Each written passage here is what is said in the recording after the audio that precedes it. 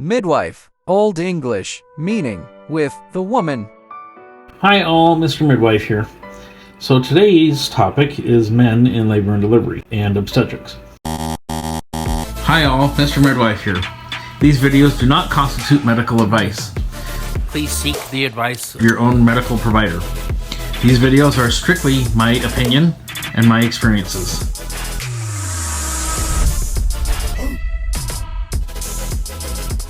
So this is a topic I have pretty strong feelings about, and I don't want to come across as being naggy or political or anything else like that. And I don't want to be offensive, so if you could just please bear with me and take what I'm saying as my own personal experiences and as just my thoughts on the matter. So my experiences and the experiences I've been able to observe in my 20 years or so of practicing as a labor and delivery nurse and then a midwife, quite often dad or the father of the baby is put in a corner and told essentially to sit there, don't touch anything, don't ask, we'll get to you when we get to you. And dad is usually excluded from the entire process. This is particularly true when it comes to teen fathers. I think it's really sad. And I find it really frustrating. So he's put in a corner and told, don't touch anything, we'll get to you when we get to you. And he's excluded from the process. He's excluded from participating in the birth of his own baby and the building of his own family. And I think that's really sad. He's not asked to participate. He's not asked to do anything. Nowadays, most dads are able to cut the cord. But before that, nobody ever asks, Dad, do you have any questions? Dad, do you have any thoughts on the matter? Dad, what do you think about this? It's all just focused on the mom while dad sits in the corner as a school kid who's being punished for misbehaving in class. Now, another aspect of this, of men in labor and delivery, is that labor and delivery seems to be the glass ceiling or the last frontier for men, especially male nurses, and especially male nursing students. Now, I'm a Betty Friedan era feminist, which is to say, if men can do it, so can women. And I stretch that out, if you can do it, so can I. For example, some of the best surgeons are men, but also some of the best surgeons are women. Some of the best airplane pilots, airline pilots, fighter pilots are men. Equally so, some of the best pilots are women. You know what? In my 20 years of labor and delivery and midwifery, some of the worst labor and delivery nurses are women. Some of the best labor and delivery nurses are men. In my years of practice, I've had the privilege of working with this very small handful, 4 or 5 maybe. Let me tell you about a labor and delivery nurse I used to work with. We'll call him Bob. Bob was a tall man of color. He was straight, and he was a former U.S. Marine. I shouldn't say former. Once a Marine, always a Marine. But Bob was very, very skilled. He could run circles around any of the female labor and delivery nurses that I knew. But you know what? He was also very kind, very gentle. He treated each patient like his own mother. His patients absolutely loved him. In my 20 years or so of practice, I've had perhaps a dozen women refuse my care for whatever reason.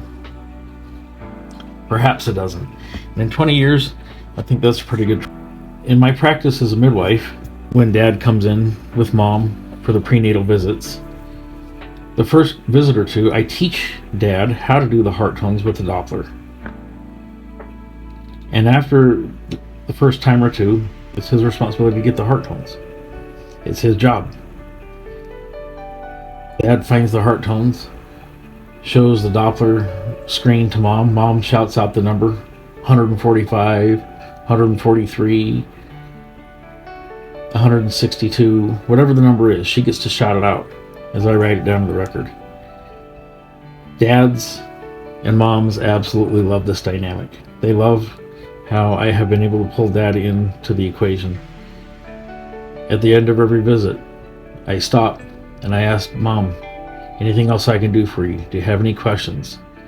And I wait for her response. And then I turn to dad. Dad, anything I can do for you? Do you have any questions? And quite often they do. Sometimes they don't, but quite often dad has a burning question or two on his mind that he wants to have answered, that he needs to ask. So I make every effort to pull Dad in, to involve him. After all, this is his family too. In my years of doing this, I've had one dad refuse to be involved. He was a Hasidic Jew and said that for religious reasons he could not participate. And that's fair. That's fair. But every other dad I've known and interacted with has been excited and eager to be involved. Now, shifting gears a little bit. As far as male RNs, it's almost never the patients. It's almost always the other nurses who have a problem with a male nurse being on a labor and delivery or postpartum or another OB unit. Most male RNs you'll find in the ICU or the emergency room, in the operating room, or in trauma. Most male nurses move to the more, quote, manly, end quote, side of nursing. Whether you're a student nurse or a seasoned RN, any male nurse who wants to go into labor and delivery or obstetrics is not there, let me say again, is not there because it's racy or salacious. They are there because they want to care for women. They want to be with the woman. They are, in those moments, a midwife. So don't forget to include the fathers. Don't forget to include the husbands.